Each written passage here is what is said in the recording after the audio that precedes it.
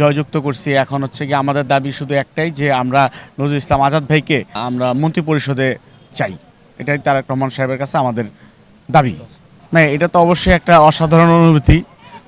আপনি যদি বিগত 15-17 বছরের এখানকার লোকজনের সাথে ওনার কানেকশন দেখেন, উনি এখানকার মানুষের সাথে সর্বাত্মকভাবে সর্বপ্রকার সহযোগিতা করে আসছে এবং এখানকার মানুষ ওনাকে সেটা ফিল করছে এবং তারা ভোটের মাধ্যমে তাকে ব্যাপকভাবে জয়যুক্ত করছে।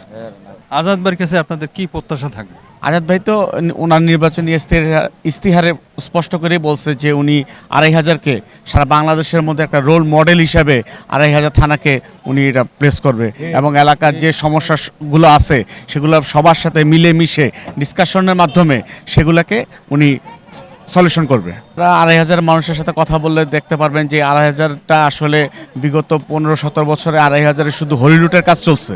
ঠিক আছে, ফ্যাসিস্টরা 2500-এ শুধু লুটপাট করে গেছে এবং এখানে তারা তাদের অপকর্মগুলোকে এস্টাবলিশ করছে। কিন্তু আমরা এই 2500-কে সারা বাংলাদেশে একটা রোড মডেল হিসাবে দেখতে চাই।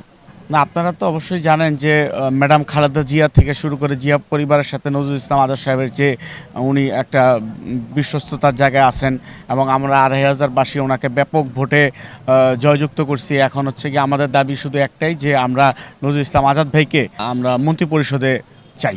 এটাই তারেক রহমান সাহেবের কাছে আমাদের দাবি। আমি ইঞ্জিনিয়ার ইফাজ, গুলশান থানা বিএনপির কনভেনিং কমিটির মেম্বার।